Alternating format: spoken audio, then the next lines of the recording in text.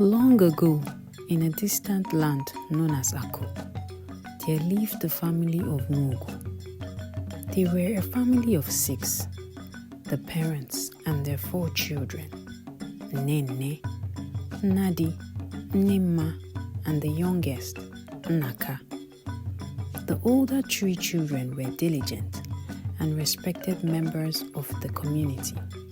They worked hard on the farm, attended age-grade meetings, and took care of their parents. However, Naka was a stark contrast.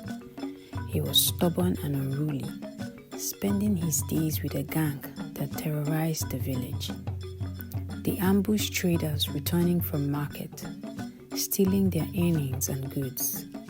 One of his victims was Olumma, a widow, whose yam harvest he stole and shared with his gang. Angry, yet courageous, Olumma reported Naka to the family elders. During the meeting, she confronted him, saying, "Naka, you bring sorrow to people who have done you no harm. I am a widow trying to survive. Why would you steal from me?" "I don't know what you are talking about," Naka retorted, feigning innocence. Without solid evidence, the elders gave him only a warning. Enraged and humiliated, Naka sought revenge. A few days later, he ambushed Oluma's young daughter on her way back from the stream, smashing her calabash of water. "Tell your mother to stay out of my business," he warned before storming off. The villagers grew increasingly fearful of Naka, and no one dared to report him again. Emboldened, he escalated his crimes, stealing farm produce, snatching palm wine cans, and raiding livestock. One evening, he stumbled home drunk, and his father confronted him. "Naka, your ways bring shame to this family. Change before it is too late." "Get out of my way, old man," Naka replied, shoving his father aside. Heartbroken, his parents cursed him. "May you reap the fruits of your wickedness," they said. Unbothered, Naka resumed his misdeeds the next day. In the same village lived a maiden named Adama, known for her kindness and pure heart. She often helped elderly women fetch firewood, fill up their calabash with water, and assisted others in need. One day, while returning from an errand, she met an injured palm wine tapper.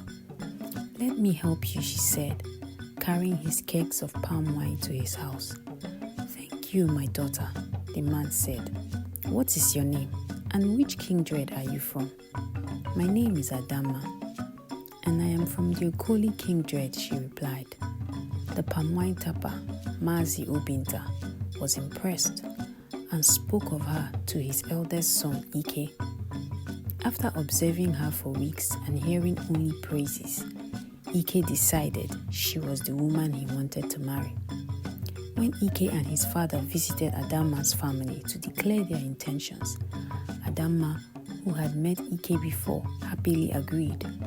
However, before the marriage rites, she had to undergo a 3-month isolation and fattening period, a traditional practice for maidens preparing for marriage.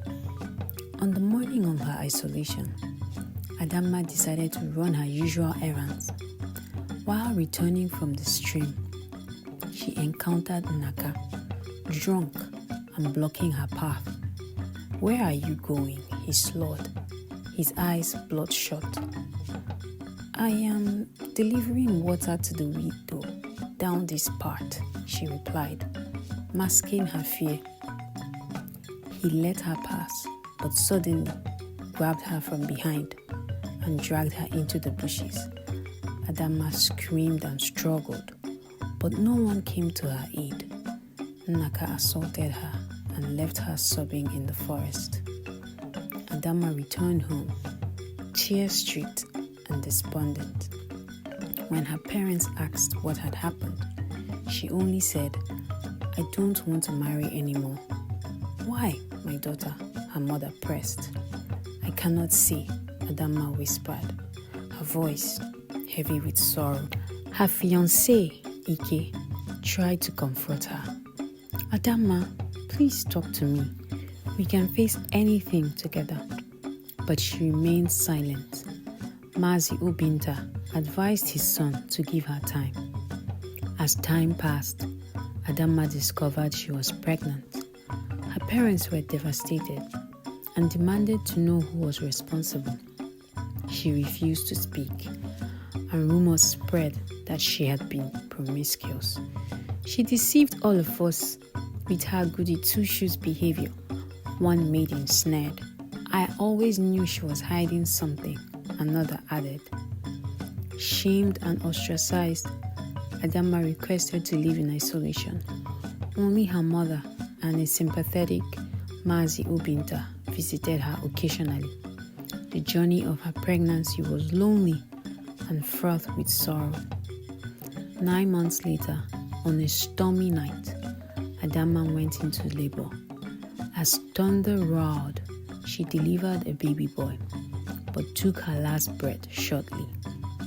After her death, Mazi Ubinta visited Adama's family, visibly distressed. "I have something to confess," he said, his voice trembling. "On one fateful morning, I was on a palm tree tapping wine. I heard a scream and saw Nnaka dragging Adama into the bushes. I was too afraid of him to intervene or speak out, but Adama's death weighs heavily on my soul." Adama's father, overcome with fury and grief, reported Nnaka to the Council of Elders.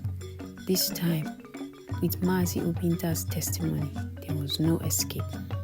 The elders decreed that Nnaka will marry Adama's corpse. After the marriage, Nnaka descended into madness. His family disowned him, and he spent his final days alone, haunted by guilt and despair. The moral of the story is that evil deeds eventually catch up to the perpetrator. And another lesson is that silence in the face of injustice can have devastating consequences.